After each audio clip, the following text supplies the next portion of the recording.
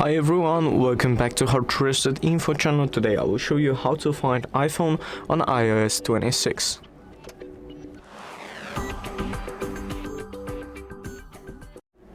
So if you lost your iPhone and you want to find it on an iPhone with iOS 26, you need to unblock your phone, lock it, and on the main screen search for the Find My application, and as you can see there's all the devices that are logged with your Apple account, and then you can search for the iPhone, click play sound.